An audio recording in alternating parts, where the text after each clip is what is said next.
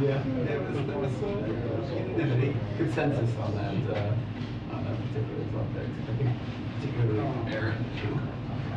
And hopefully this probably really quick.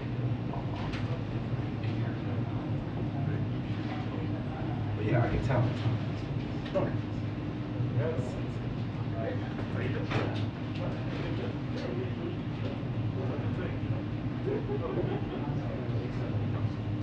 All right, so they're both out the pool.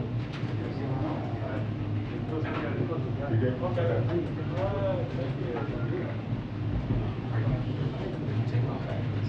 No, I'm running out.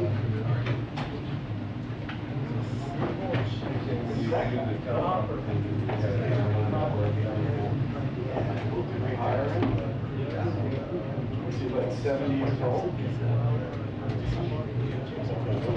Okay. He asked me. Like just I think.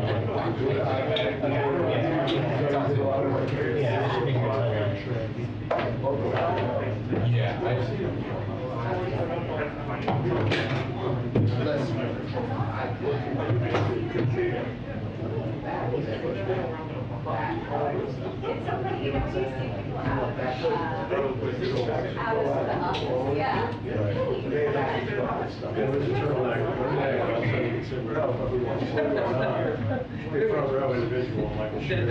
That is certainly true.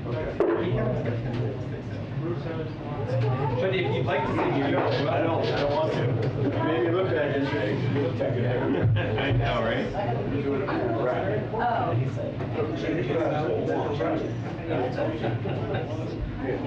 Yeah, that not changed. Okay. Yeah,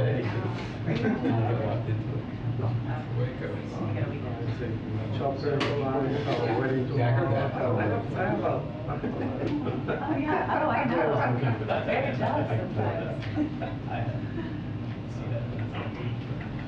hadn't picked up on that. Not necessarily.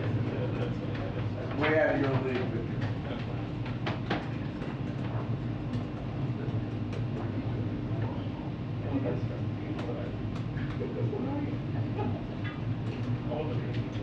Oh, are you? Does that happen yet?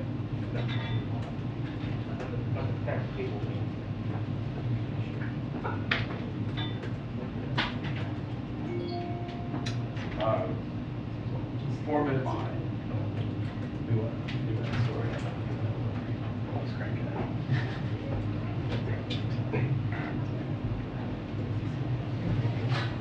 Hi. That's not her lead. Hey, good to see you. How are you doing? Nice boyfriend. Say that. Yes.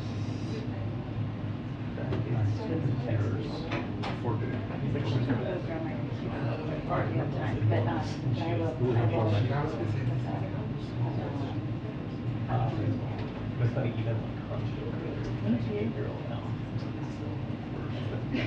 All like up old stupid.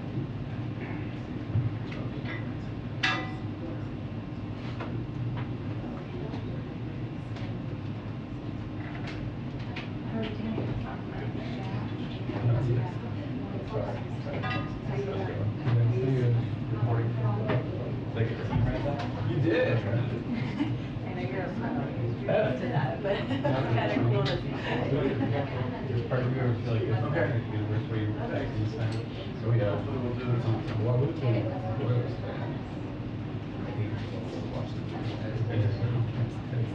yeah. Sportsman support.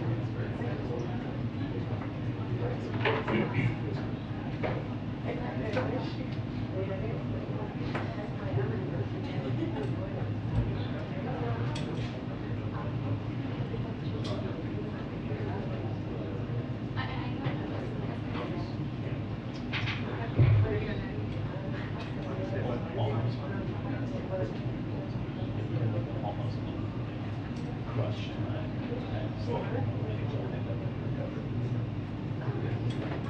I think they made a lot of cash. So what's Weird when they said I forgot my Shelby. Link up where He said that. No, when I tell you what I Like he was a kid in New Jersey. Thank you.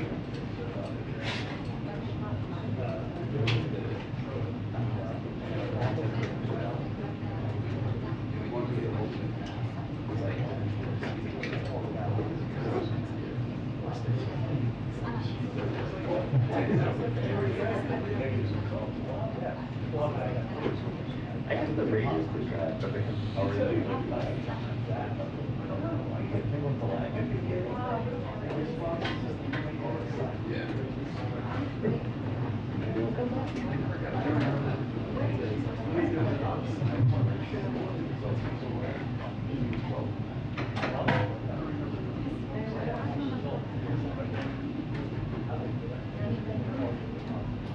you have the money.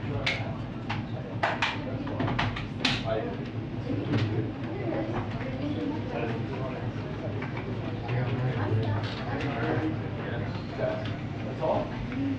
I've already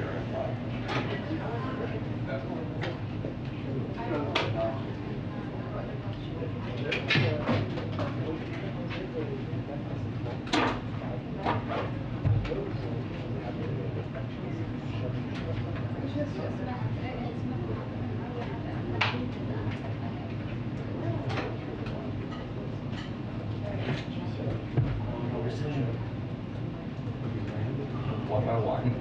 Yeah, one by one. By How are you?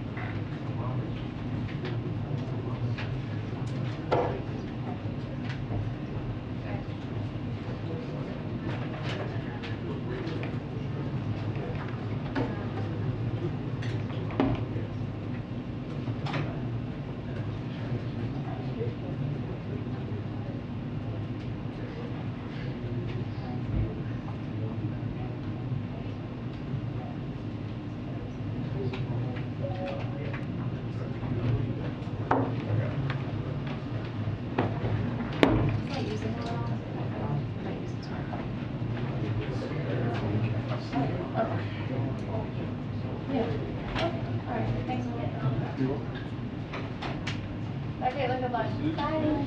Oh, are you Caitlin? So many Caitlins. Maybe she was. I know. Should probably talk about it. Maybe. How do you guys spell it? I-N. I'm CAITLI. Yeah, same. Yeah. Same, and my wife is the same. Oh, your wife is Yeah, but she spelled it wrong. Well, I always just am like, whatever you think. There are 80 different ways. It does, like whenever I spell it my way, I saw it corrected. My computer should know that. I dated a girl in high school named Siobhan. Oh, like S-H. It was S-I-O-B-H-A-N. Oh, It's an right. Irish, Yes, Irish yeah. kind of way. And like, nobody ever pronounce it, nobody ever spell it. Siobhan or whatever. Yeah. Like, so we would go out to like, you know, restaurants or whatever, and she'd put her name in, and she would say Kathy, or you know, whatever. Like, it was just like it's just not working. There were so many Caitlins or Katies or whatever in my class, so I just always went by my initials. So it's like weird when people say Caitlin. Yeah, the Obama White House, when it started, the first in 2009, there were like, I think it's not, I'm not kidding, there were 10 Katie's that worked in the White House. And so like if you went up to a woman who worked for the Obama White House everybody and turns said it out. Katie, you just had like an 80% chance of being It's right. really good if you forget someone's name. Like, Yeah, it hey, was just like Katie. everybody was Katie. I mean, eventually I they all know. rushed to change it. Yeah. So many. The nice thing is spelled the same way. Yeah. And how does your wife spell it? Same way. Same way? C-A-I-T-L-I-N, yeah. Yeah. The correct way. The correct way. Irish way. Love it.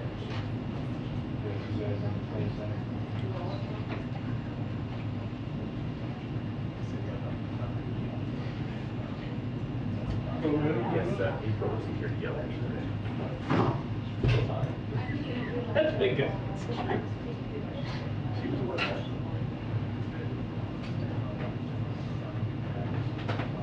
I can call her if you want. No, that's okay.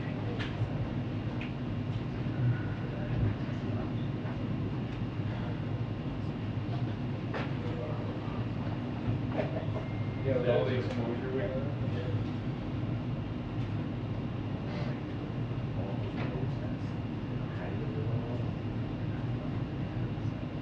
Outdoors, man.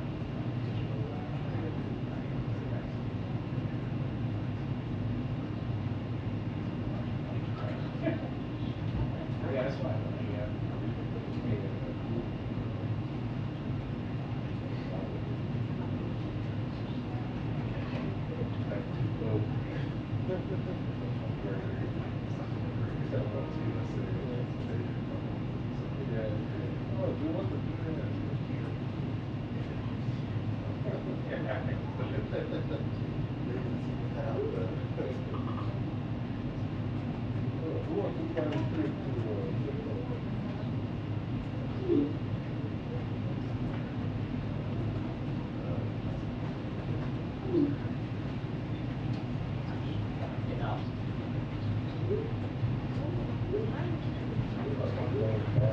Yeah.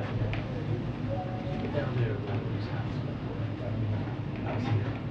And she just, because I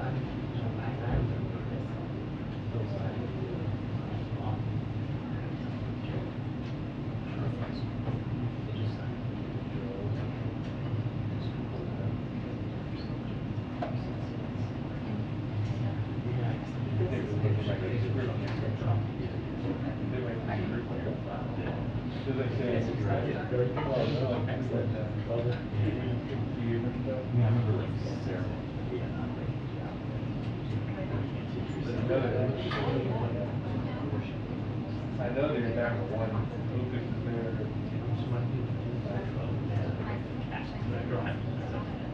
I think we're down to one reporter. They shut down the beach. So we're down to one reporter. I think it's a good idea. The more the traffic and so that's how they're not gonna really not gonna do the knee or not. What was it recently? Yeah, you got it. Like why more now than I wasn't questioned. Yeah, but everything's say that they can. Well, we're just getting this started.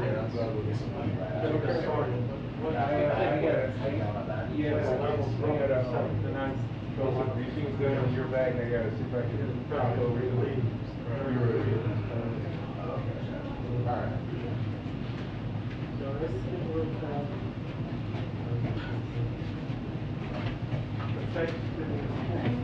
Good, how are you? I'm honored to meet you.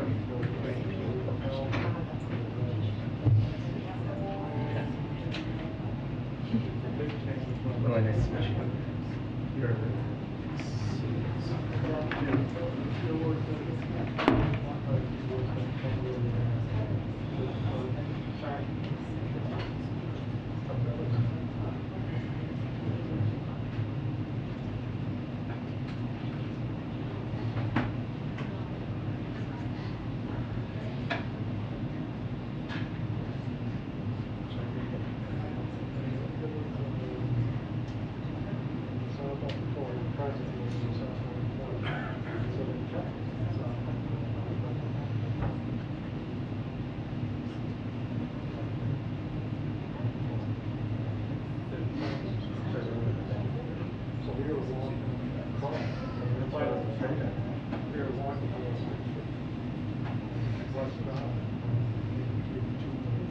least you'll keep me from bouncing her head.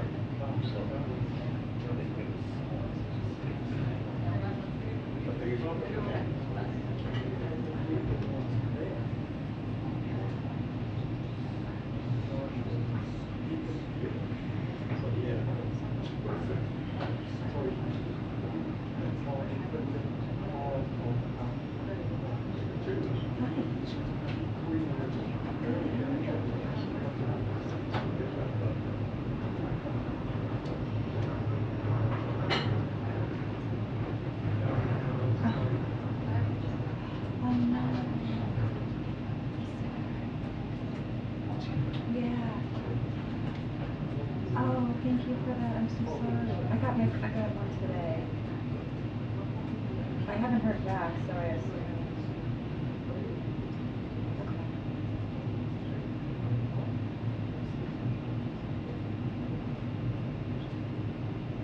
Okay.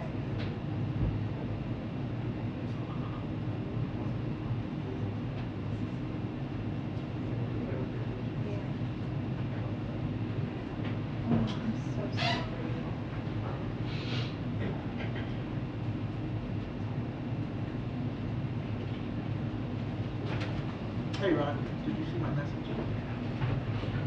Okay. So,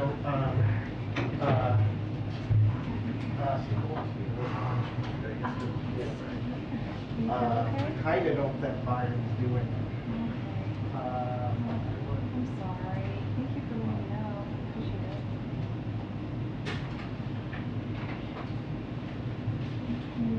No, not at all. I mean, it's like bound to.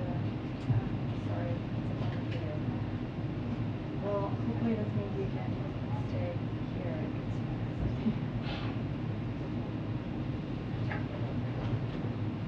Of course. Oh gosh. Oh, I'm sorry. I appreciate that. I hope you get some rest and relaxation. Well deserved. Okay, sounds good. Take care.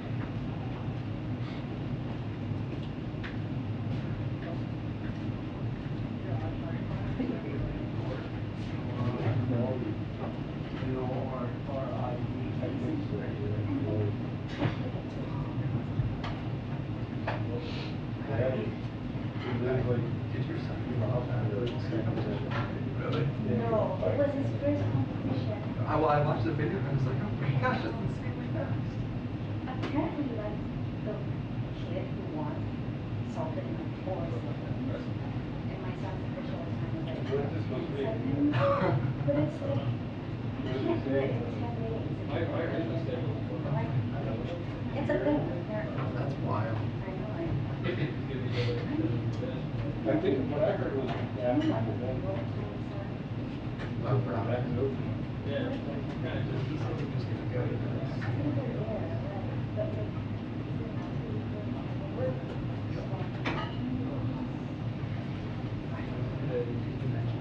No, but I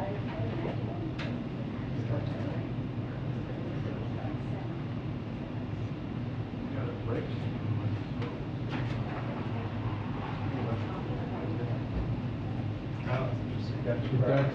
That's it.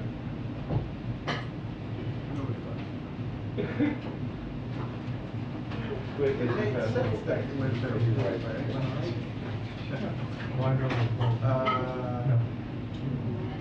No, we're talking at 12. Oh, that's going directly back to CC.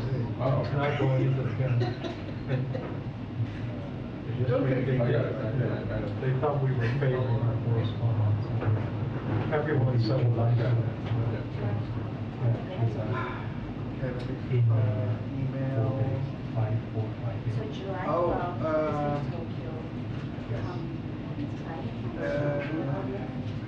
Yeah,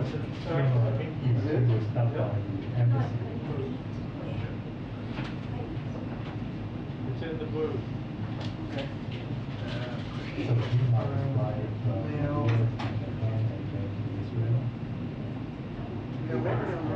Yeah. The funeral's July 12th. Yeah. Oh, Chris, I'm out trip to Italy. Thank you. I'm sorry, that's on a President's trip to Israel, Kingdom of Saudi Arabia, 7/13 to 16. Yeah.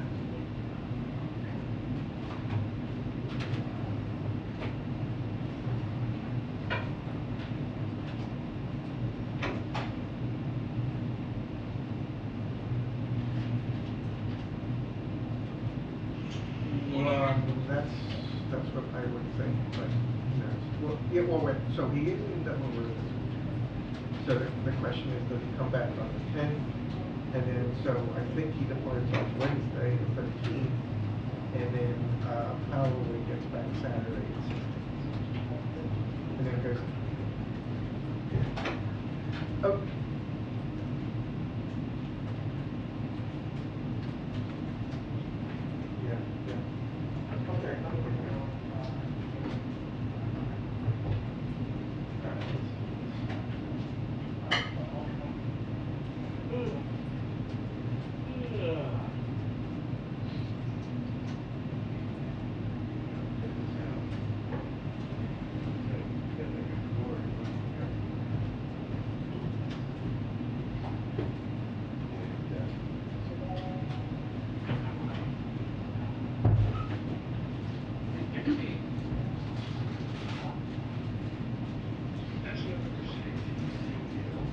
He leaves on Wednesday, you said?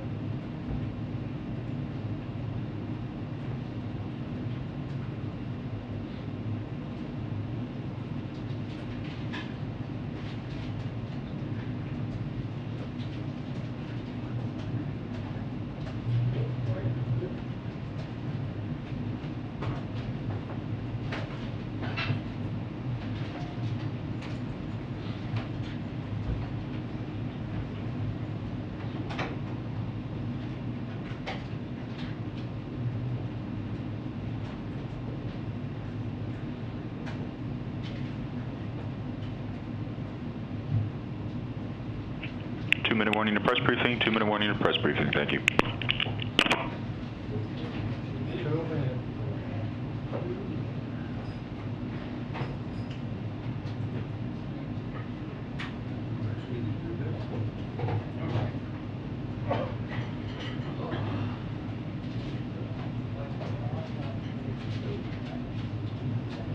Hey, what's up?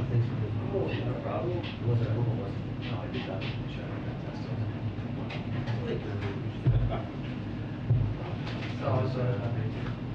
It was good. That's always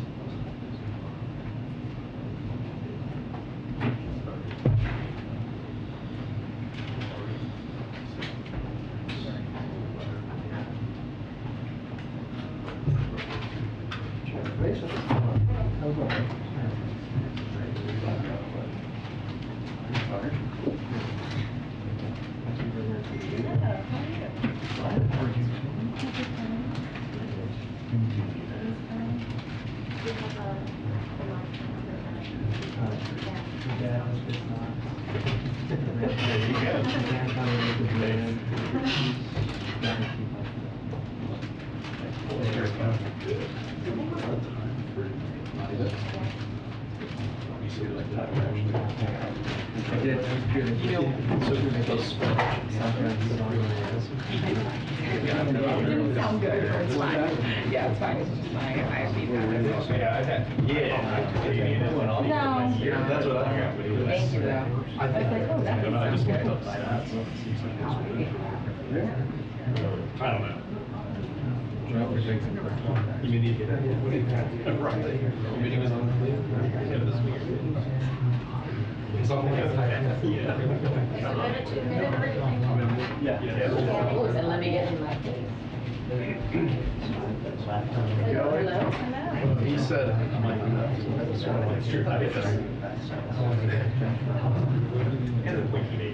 yeah.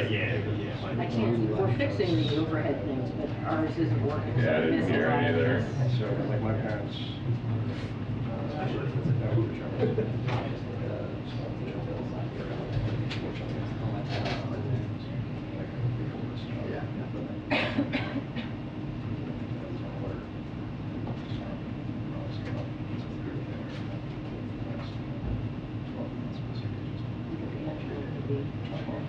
That's all it is.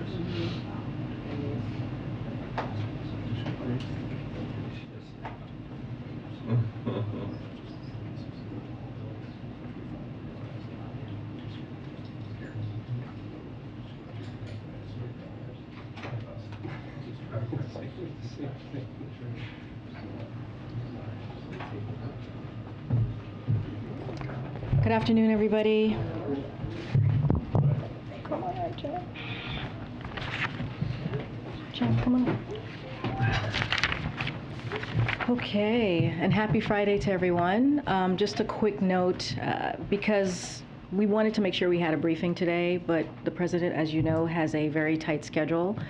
Today he's going to be heading to the CIA, so this is going to be a short briefing, so apologies at the top. But again, we wanted to make sure you guys all had an opportunity to ask your questions. So joining us today is Jen Klein, the director of the White House Gender Policy Council, which was established by President Biden at the start of this administration. This is her second time in the briefing room, some of you might remember. By creating the Gender Policy Council, President Biden fulfilled a campaign promise to create a White House team backed by the whole of government for defending women's rights and advancing equality. When the draft decision of Dobbs was leaked this spring, Jen Klein and the Gender Policy Council, along with other senior officials here at the White House, put every policy action on the table and evaluated them through an intensive process to determine which were the strongest and the most meaningful. With that, Jen, I'll let you take it away. Thank you.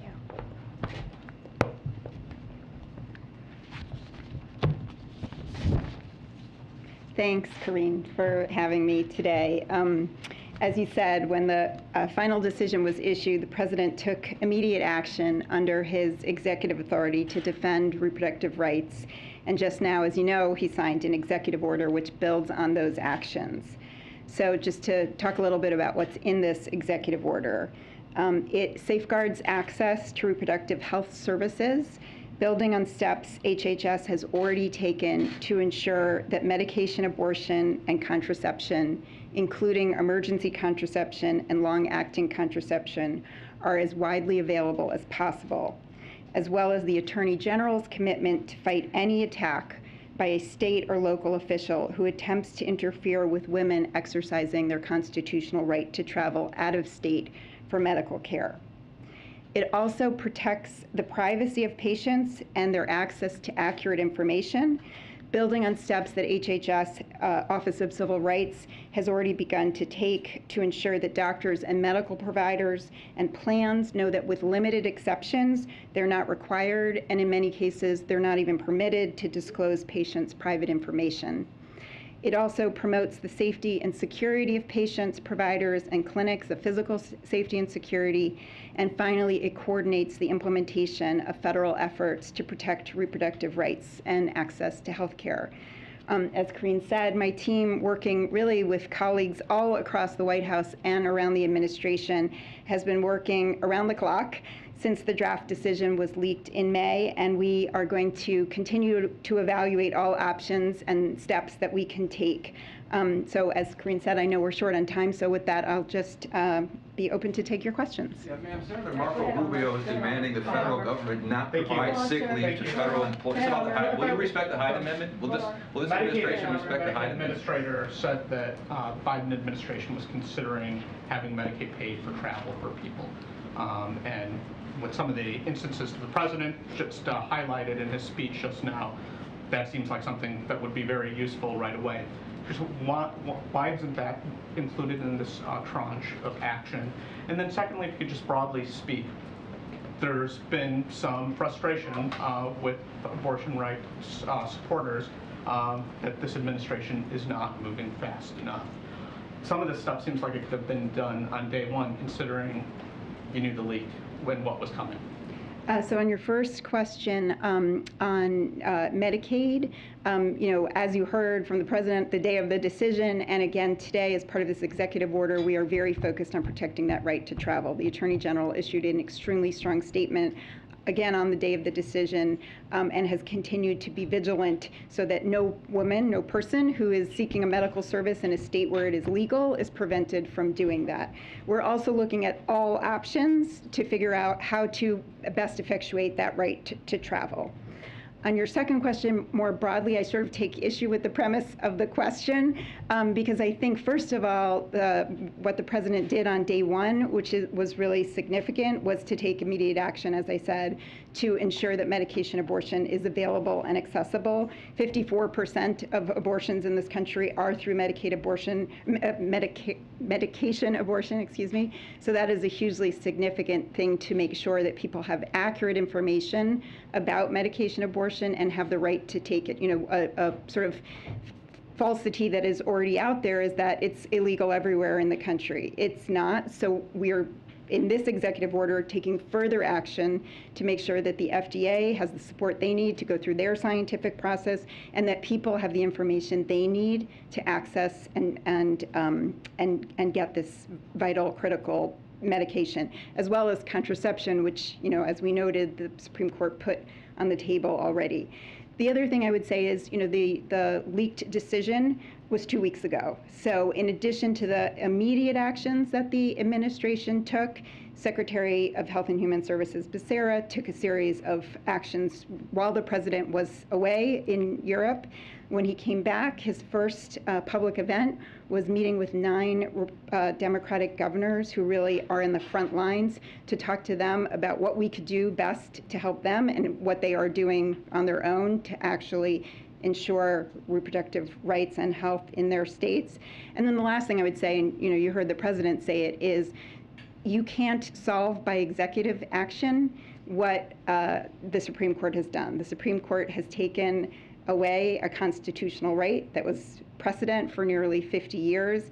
And I think we all need to be mindful. He is very mindful. We are all very mindful that that can't be solved by executive action alone, and that the best and fastest way to fix that is by codifying Roe, restoring Roe by legislation. But that doesn't mean we won't be taking the actions he took today and more as we consider best actions. So is there a disconnect then? Because there is frustration. There's no doubt there's a lot of frustration, and some of the frustration is undoubtedly through anybody in this room that's spoken to a voter or an American that supports abortion rights, that there is frustration with the administration. So is there a disconnect in what's happening and your ability to message it? Well, I would say that, you know, first of all, if you look at what NARAL and Planned Parenthood said today about the actions that we're taking, they've both called it, you know, important steps. And I've been in constant contact with stakeholders across lots of different constituencies and lots of different coalitions, from women's rights to reproductive rights and justice, civil rights community, businesses, medical providers. I mean, the American Medical Association and the ACOG and American College of Obstetrics and Gynecology, very supportive of the actions we're taking to protect providers' rights and responsibilities to offer the services that they are legally allowed to provide, and to make sure that their responsibilities, but also protect them in this time where, you know, what we are experiencing already, but will continue to experience, is serious legal chaos. So I think we are taking strong action, and again, we're going to continue to look for where we can take the most significant actions. Michael? Does this administration respect the Hyde Amendment, ma'am? Simple question. It's a real simple question. Do you respect the Hyde Amendment or no? You can answer that? Michael, You can't go answer ahead. that question? Go ahead. Sorry. So I'm a little still confused about what the order actually does. It says here that that it directs Mr. Becerra to develop a report identifying potential actions, to consider updates to guidances, to it directs the chair of the Federal Trade Commission to consider actions, asks Mr. Becerra to consider actions about protecting information. It talks about protecting the sort of safety of people, but it doesn't say how. I mean, how is any of this actually doing the things that you say it's doing, or isn't it just repeating what the president said 2 weeks ago that he wanted to do, but has already, both he and Mr. Becerra have both said their sort of hands are tied. I think Mr. Becerra's comment was that there's no silver bullet here. So, I mean, what is it actually going to do tomorrow? There are many new things in here, so let me walk through a few of them. First of all, on privacy, what we are seeing is already an assault on people's privacy, and there's sort of two things in the executive order to address that. The first is through the Federal Trade Commission. But it doesn't actually do anything. It says it asks the Federal Trade Commissioner to consider actions, Yes, right? so the Federal Trade What actions do you want him to do? The Federal Trade Commission is obviously an independent agency, so the president can't compel them, which is why the words of the executive order are to consider. But what I believe the Federal Trade Commission is looking to do is to ensure that people's private health information is not sold by data brokers, that when somebody goes on and does a Google search to find an abortion clinic, that information is not made publicly available. They have to make their own enforcement decisions, and obviously certainly not me, but the president can't compel them to bring any sort of enforcement action, but they can clarify their policy, and that's what this executive order asks them to do. Do you guys know what policies you would like them to clarify? Just what I said. But I mean, specifically? They're the experts, and so they will make a determination and then release a policy statement, I believe, that will ensure that people's private, sensitive health information is protected on the internet, that people have access to accurate information. This is what they will be able to do. And the second piece is the HHS secretary. He's not an independent agent, so why are you just directing him to consider actions? And what actions do you want him to consider? So what the executive order asks the secretary to do is come back within 30 days with a plan. So part of this, as you are noting, are things the president has talked about and what the secretary has already started to work on. And what this asks for is a very deliberate plan and process to make sure that medication abortion is available, to support the FDA in their determination, their scientific determination about this critical medication, which, by the way, has been safe and legal for 20 years, and to take other steps. So to take one other example, emergency medical care. We need to make sure that when somebody walks into an emergency room and they're pregnant, that they are getting the care that they need and that they are not being turned away because a provider doesn't know that they're legally required or able to give them that care. So there is guidance that the secretary can issue, and the secretary will issue to make clear what kind of treatment somebody needs to receive when they walk into an emergency room. Same thing for pharmacists. Again, back to the notion of legal chaos. Pharmacists don't know whether they can dispense mifepristone, the drug which is medication abortion, which, by the way, is used in miscarriages, which are 1 in 10 pregnancies. So again, the secretary can take action through guidance from the Department of Health and Human Services specifically to make clear to pharmacists, again, what their responsibilities are, but also what their rights are as pharmacists so that they are not putting themselves in jeopardy. Thank you so much. The White House says this executive action will expand access to medication abortion. How specifically will the administration do that? What concrete steps will be taken? Well, that's what we're looking for the secretary to come back to us with. I mean, the two things immediately is what I've noted, which is that the FDA is in a process right now, and they need to continue to do their process. And again, they are independent. They're making their own scientific judgment. But to extend permanently what they did in April. So in April, what they did was they said that medication abortion should be available by telehealth, and it should be able to be mailed. And currently, they're going through a scientific process, and we can't interfere with that process, but the secretary can support them in any way that he needs to. And the other thing is we launched a website, reproductiverights.gov, and there will be many other ways to communicate, again, as I said, both critical medications like medication abortion, but also contraception, which is at risk. Emergency contraception is at risk in states across the country now, partly because there are states that are passing laws that say that fertilization begins that pregnancy begins at fertilization, and that puts a drug like emergency contraception at risk, and we need to clarify for people what is and isn't available to them. But just to follow up really quickly here, is this sort of like a wait-and-see approach here for the American people? The White House says that this executive action will be expanding access to medication abortion, but right now there's no details, no concrete steps until the Department of Health and Human Services releases that in 30 days? No, the Secretary, I know it feels frustrating because we're taking action and then asking for more action, but the Secretary is already taking action. The website is already launched. The Attorney General has already made a statement that we will be vigilant about protecting people's right to travel, and also to look at the question about whether mifepristone should be available and how it can be available, because the FDA has already spoken 20 years ago that this is a safe and effective drug. And at the same time, what we've asked for is, continued vigilance and an ongoing process and ongoing work to make sure that that is really happening. As I said, this is not going to be solved by one day's action. So the strong statement at the outset, all the work we've done both before the decision and after the decision, and then we will come back. The report from the Secretary is just one step in the process.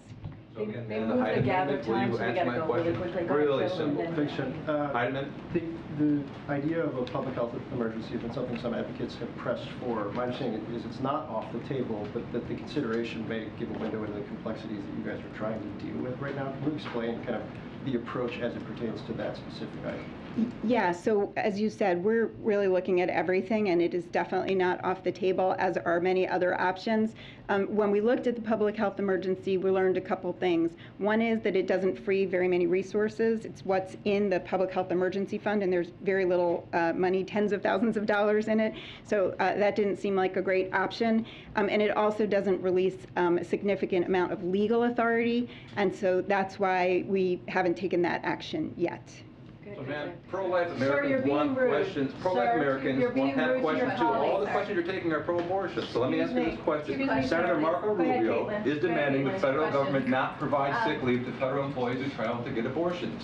He says that would violate the Hyde Amendment. So what's Sir, your take a response seat to in the that? back. You're being rude to your colleagues and our guests. Go ahead, Kate. I'm not Take a listening to a question. press secretary. I can stand right here and ask my questions. The president, Please. Please. I can ask my question. She doesn't want to the answer. president earlier Great. today encouraged people to go out and vote and essentially said, if you want to change the rights for women, you have to show up at the ballot box.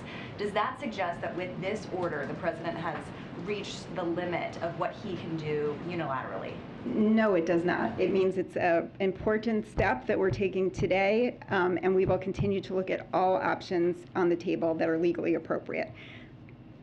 I have another question about privacy. Is the White House encouraging people in states where abortion is going to be illegal to not use different apps, period tracking apps, Google searches on fertility, those kinds of things? Is the White House directing people to stop using those apps? I wouldn't say we're directing people, but I think people should be really careful about that. And one of the things that HHS did just last week was, as part of this website and also made public in other ways, is literal instructions, practical instructions of how to delete certain apps that are on your phone, so that if you want to protect yourself, you have the ability to do that. And then, sorry, quickly on the abortion pill. Is the president, is the administration directing the FDA to loosen restrictions on the abortion pill? The president can't direct the FDA. The FDA has to go through their process, and they are in the middle of a process, not to loosen restrictions, but to clarify what the restrictions are, and who can dispense and who can prescribe mifepristone. Two questions left, Jeff, and then go ahead. Can you get right here? Oh, and also earlier you said the leak decision came out 2 weeks ago. You probably meant 6 weeks ago. Sorry, yes, The actual decision. Yeah. Sorry, thank you. Can you give us a sense of what other options are on the table now that this executive order has been signed? I'm not going to preview our process, but all the things that you've heard about that have been suggested by advocates, by members of Congress, literally every single one of those things we have run down and either decided was not a viable option at the moment or are continuing to run down. And one question about the pill, is this White House studying or is the administration studying making it easier for people to get that pill without a prescription? Again, the FDA has to go through their process. It's currently not only not, it is not available without a prescription, and in fact, there are part of these, the guidance that FDA has already issued is pretty specific about it. So I can't answer a question about what they might consider in the future, but I would say at present time, it is a pretty regulated medication. Last question. Thank you. One of the executive actions announced today was creating a task force. Why wasn't that created after the Dobbs decision was leaked to help prepare? So we've been, a number of us have called it a task force, a war room. We've been meeting literally every day for weeks, far before the, not only the decision, but the leaked decision, to think about all of the options that we could put in place to respond. So this just formalizes the interagency work that's been going on between the Department of Justice, the Department of Health and Human Services, really all of the agencies, and across the White House. The reason actually we decided to formalize it and also to make clear that it will also be available as a way to communicate and coordinate with states was when the president met with the governors, they specifically asked for it. One of the things that was really interesting to us is that when we've been meeting with state attorneys general, state legislators, and as well when the president met with the governors, and by the way, the vice president has had a number of meetings, as have I, with all of those different state officials. One of the things that has come to the front is the importance of connecting them to each other, creating a network so that they can learn from each other. So, states that are looking at laws to prevent extradition of providers who are providing a legal service in the state of, where they reside. It became really clear that this was something that was very much needed, so we decided to make it part of this order. One clarifying question on the public health emergency. Would you say that the White House believes that it has the authority to declare the public health emergency to preserve broad access to abortion services? The Secretary of Health and Human Services has to declare a public health emergency, and it's not a question of legal authority. That he has the authority to do that at any time. The question is, what authority does he gain by declaring a public health emergency? Will you take any questions from our pro-life American audience at all? No, you'll just walk away. Okay. Thank you. Gary, I have a question. Does the president have a reaction to the passing of the former Angolan president, Eduardo dos Santos? I know that he just had a reaction to the passing of, to the death of the Japanese prime minister. Let me just get started, and then I'll come back to you, okay? Let me just get started with the briefing. We don't have a lot of time. As we know, the president's going to be leaving for CIA pretty soon, and we're going to gather very shortly. But I do want to take a point of privilege and acknowledge Angela Perez, who is going to be leaving us. We have many big things to celebrate today, but you leaving and getting a promotion to the Department of Commerce as Deputy Press Secretary. Angela has been with us from the beginning. She is what we call an OG Biden person. She was with us on the campaign, and her intelligence, her follow-through and humor have been a gift to all of her colleagues here at the White House. I know some of you have experienced her humor in this very room, and we are going to be incredibly sad to see you go, but we're also going to be cheering you on as you go and do really amazing and great things. And as I said, today is her last day, and we love you, Angela. Thank you. Thank you for all that you do. All right, Amr, why don't you kick us off? One question, because I know you're tight on time. Yeah.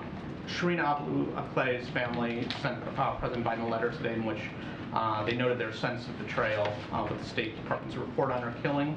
It was a very scathing letter. Will the president meet with the family? Will he bring up the case with Israeli officials next week? So I haven't seen the letter as yet. I have heard about the letter, just haven't had a chance to read it. And I'm not going to get ahead of the president's travel and what he'll be doing on his travel in the Middle East. But I can assure you that he has been closely monitoring the developments of the investigation into Shireen's killing. You have heard us talk about it many times right here at this podium. Senior American officials also continue to be in touch with Abu Akleh family, and we hear their concerns. We feel their pain. We can't even imagine what they must be going through or don't want to imagine. We continue to urge cooperation between Israel and the Palestinian Authority on next steps, and we definitely continue to urge accountability. And as far as the gather, is the briefing going to continue? And I'll go a little bit longer for should folks who people stay. gather and leave at 1:20? I believe they should if they want to catch the president at the CIA. But I'll continue. Go ahead, Jeff. Just one quick one before we leave. Can you give us an update on the president's thinking on tariffs, lifting tariffs for China? Yeah. So we don't have anything clearly right now at this time on the tariff decision. The president, as I've said many times, is considering all options. This is an important decision that the president is making on behalf of the American public. As soon as we have something, we will share that. Yeah, Kate. Some Democratic senators have praised the president's executive order today, but say that he should be doing more. What else is the White House planning on doing, and does the president believe that he can do any more on this issue? So the president, you heard him speak very passionately today. He is going to continue to do everything that he can, the legal authority that he has, to continue to work and make sure that we look at all options to protect women, to protect women's rights and their freedoms. So it doesn't end today. All of this kind of began on the day that the Dobbs decision was made. But he's been also very clear. Like I said, you heard him today. The way to really address this is for people to make sure that their voices are heard at the ballot box. That is what he is calling for. That is what we are asking our fellow Americans to make sure that they speak up and get their voices heard. Does that suggest that he believes that he doesn't have any more legal authority to act on this issue? No, he said he's going to. We have continued to say he's going to look at every option that he has. But look, here's what we saw, right? We heard him say that what the SCOTUS decision was not driven by the Constitution. It was driven by an extreme raw political power, a decision that was made. He disagrees with that decision. He thinks it's extreme.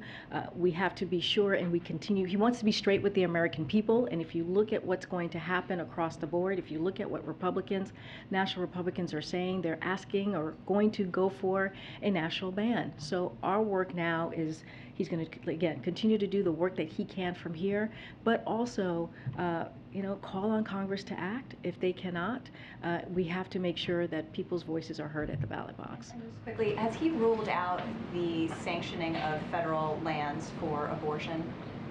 So look, we're looking at all options. Everything is on the table. We have talked about how, while this is a idea that comes from a good place, it is definitely a difficult thing to protect the provider or to protect any woman who is on federal land once they leave.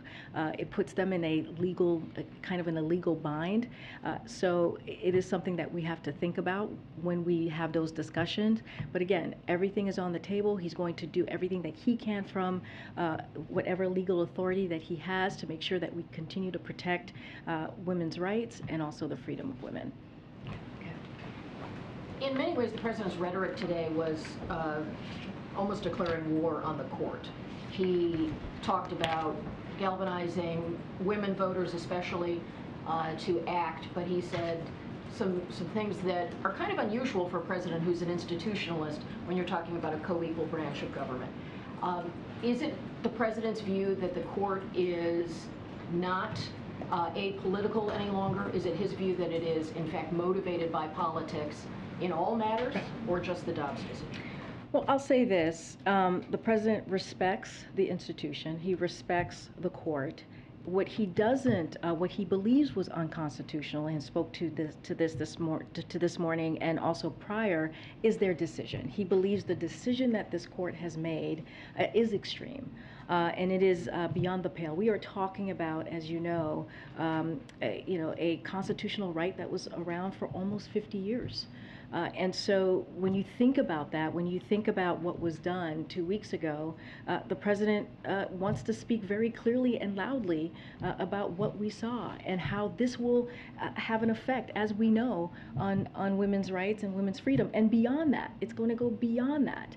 When you think about privacy, when you think about contraception, when you think what else extreme Republicans that he has called the ultra MAGA of the Republican wing is planning to do. But the reality is, in order to have pro-choice senators, pro-choice House members, we have to make sure that folks have their voices heard at the ballot box. And that is what he's going to continue to call on to make sure that they exercise their rights as well. Is it his view that the court is now a politicized body and not an independent judicial panel? Well, he believes that this was done by raw political power. You heard him say that today, that this decision was not a constitutional decision. It was beyond extreme.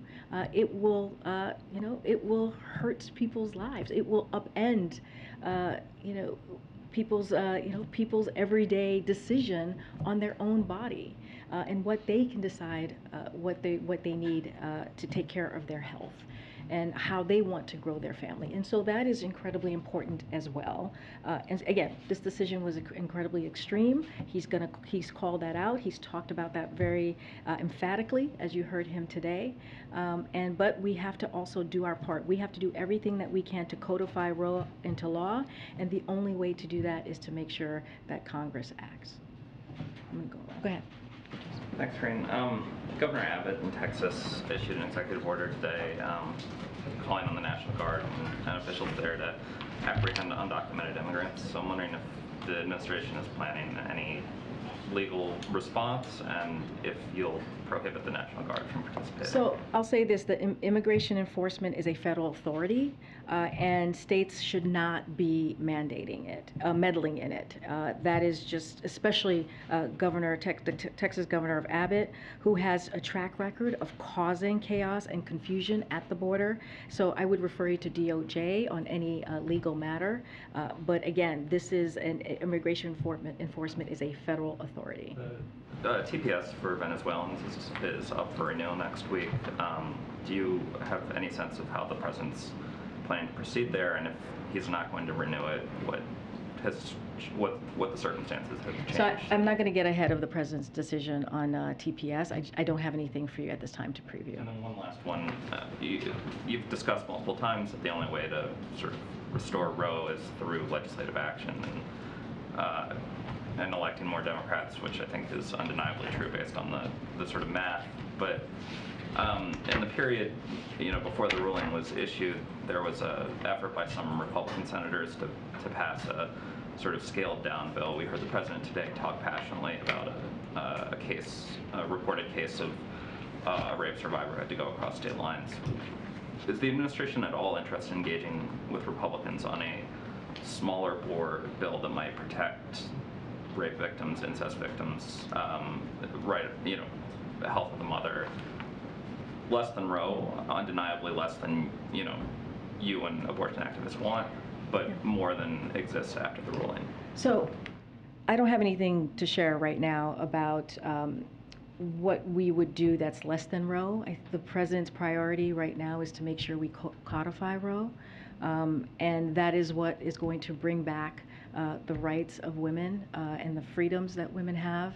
And we have to take what the court did very seriously, even what Judge Thomas said about privacy and contraception and marriage. That is something that we have to be ready for, and that's why the president laid out what he has in the past 2 weeks, whether it is the 2 executive authorities that he took on the day that the decision was made on Dobbs, which is making sure that the FDA provided approved medication to its full extent, because that is so incredibly important for women who are looking to have abortion, and also making sure that women who decide to travel across states have the protection and everything else that he talked about today, the privacy component, protecting clinics.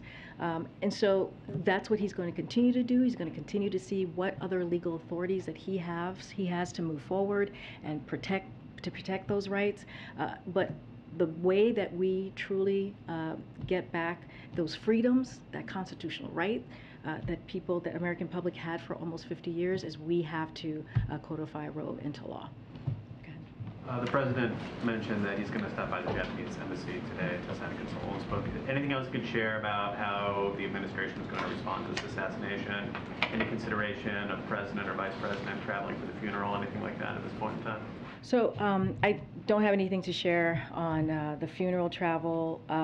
I believe that they haven't set a date yet for the former prime minister.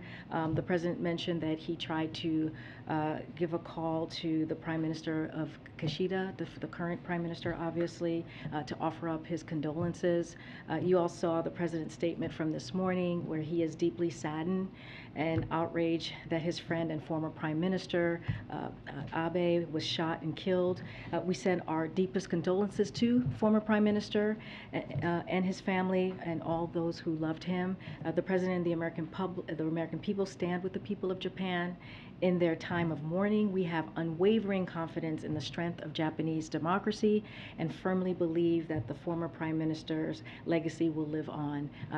As far as travel or funeral arrangements, I believe those have not been set, and I just don't have anything to share at this time. Sure, would the administration be open to the possibility of including President Trump as part of the presidential delegation that goes to the funeral? Again, as far as I know, the funeral date has not been scheduled. I would. It's July 12th, so that would be the same day that the president's traveling. Again, I don't have anything to share with you on his travel at this time, but I would refer you to President Trump on his own plans. I can't speak to that from here. Thank you, Karine. You talked a little bit about privacy today. Does the president think it's appropriate for abortion rights protesters to intimidate Supreme Court justices when they're out to eat, like Brett Kavanaugh, who had to sneak out of a steakhouse last night? We have been pretty clear on this. The president has been very clear that we condemn any intimidation of judges in this specific question here. We have condemned that. We have signed. He has signed a piece of legislation making sure that they have the protection that they need. But you never said don't go to their houses. So as long as they're peaceful, would you say don't go to a restaurant that a Supreme Court justice is at? What I'm saying is we condemn any intimidation when it comes to judges. The president has talked about this, and we have put out statements in his name and many times. If protesters know that a justice is out to eat at a restaurant, that they can go and protest as long as they are what you consider peaceful. That's okay. Well, we have said that we want to see peaceful protests. That's what we have said. We want to see the protests be peaceful, but when it comes to intimidation, that is something that we have condemned. So where's the line? If these protesters can go to a justice's house and they can go to a restaurant, where is it that you don't think it's appropriate for a group of protesters to go? I just laid out, you asked me about intimidation. We condemn intimidation. We condemn any violence, and we've been very clear. It is a clear definition of what violence is and what intimidation is. Peaceful protest, people should be allowed to be able to do that. In a restaurant? If it's outside of a restaurant, if it's peaceful, for sure. Really? Peaceful protest. Your first question to me was intimidation. So these justices, because protesters do not agree with an opinion that they signed on to, have no right to privacy, is what you're saying. But Peter, this is people have the right to, this is what a democracy is. People have the right to privacy? Of course people have a right to privacy, but people also have a right to be able to protest peacefully. Is that peacefully? safe? It's the intimidation and the violence that we condemn. Is that safe? Peter, isn't that creating a potential really bad situation when there are people, even if they're being peaceful at the time, they're angry, and that's why they would be there, right? Peter, we have condemned any intimidation and violence. I said peaceful protest should be allowed. We condemn intimidation, and we condemn any violence at any, whatever type of violence. We've been very clear on that. So President Biden. And the president has signed legislation that was passed in a bipartisan way in Congress to make sure that the judges have the protection that they need. This administration has provided U.S. Marshals through the DOJ to make sure that these judges are protected. So we have shown how we want to make sure that intimidation and violence is not the way to go. It is not the way to have a political discourse. I'm done here, Peter. Go ahead. The Mexican president will be here next week. Want to get from you what President Biden expects out of that, and secondly, if you can respond to the criticism from the Mexican president over the spying charges against Julian Assange. Well, I'll speak to the AMLO meeting, which you're speaking to. Look, the president and the first lady look forward to welcoming the president of Mexico and the first lady here to Washington next week. It's going to be a bilateral visit, as we've spoken about before, and they'll have an opportunity to work on the summit, to carry out the work of the Summit of the Americas forward. That was the summit that happened in Los Angeles not too long ago, just a few short weeks ago. They will discuss a broad and deep agenda, including joint efforts on migration, food, security, and economic opportunity.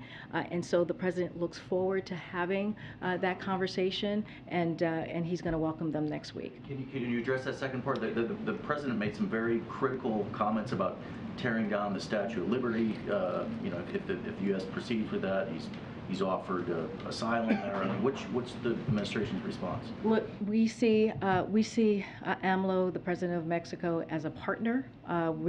They're welcomed here next week. We're going to have a bilateral meeting. There will be many conversations that will be had, and I'm going to leave it as that. Can I just follow up with one last question? Yeah, sure. It's been reported that the president is considering giving a speech after the January 6 hearings are completed. Can you discuss that with us, and what would be the intent of that? I cannot confirm a speech that the president may or may not be having. That is not right now. We are letting the January 6 committee hearing go and do their jobs. The president has, as he has said many times, and we have said many times, thinks their work is important. It is an independent process that they are, a bipartisan independent process that they're running, and we believe, as the hearings are going on, we believe it's important for the American people to see exactly what happened on that day. January 6th was a dark day for our democracy. It was an attack on our law enforcement, and so we want to respect their process, and we're just not going to comment on that while it's going on. I do not have a speech to confirm for you at this time. Okay. Thanks, Corinne. The White House has taken credit for the recent drop in gas prices. Do you believe that the administration's moves are more responsible for that drop than, say, changing consumer behavior and the fact that some recession jitters also seem to be pushing oil prices under $100? So as you heard from the president today, we saw the gas prices go down for 25 consecutive days in about 25 cents. While we understand that that is not enough, and we understand that people are still going through a lot of pain, and with the cost of gas prices, we know what it means for families. But we do believe that the president has really taken this on these last several months when it comes to the Strategic Petroleum Reserve and that historic 1 million barrels a day. When it comes to the homegrown biofuels, the ethanol 15 that the president has called on. Remember, that is only available in the wintertime. We made that available during the summer, and all of the work that the president has done has helped to blunt the price increase. Now remember, this price increase is due to Putin's tax hikes, Putin's war, brutal war on Ukraine, and that's why we have seen the increase of gas prices. That's why we have seen the increase of food, and so the president's going to continue to do the work. We know we need to do more. That's why he asked for the gas tax holiday, which is something that we're calling on Congress to do, something that's very, very easy to do, that's going to give a little bit more relief to the American public. But again, we are happy to see the decrease of gas prices, but we know we need to do more. Yeah. Hold on. Go ahead, Phil. I haven't seen you in a while. Thank you, Corinne. The president shared that tragic story moments ago about the 10-year-old girl who had to travel across state lines to receive an abortion. And I'm wondering, has the White House confirmed that local law enforcement knows the identity of this 10-year-old victim? And has the president directed the DOJ to do everything it can to prosecute the abuser and protect her? So I'll say this, anything to do with the DOJ, that's a legal component. I would refer you to the DOJ. I don't have more to share on the identity of this young woman or the question that you just asked me.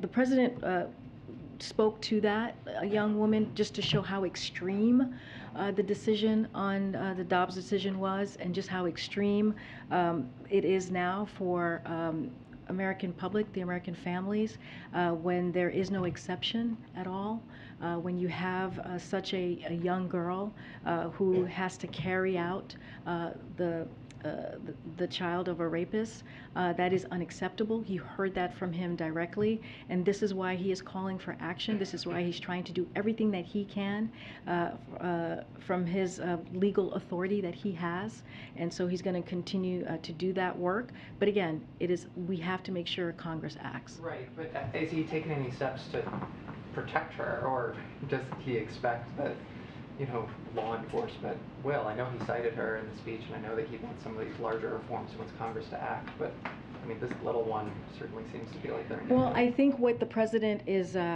calling on, and what he has laid out, is to protect girls and women like her and beyond, right, who do not have the rights and the freedom.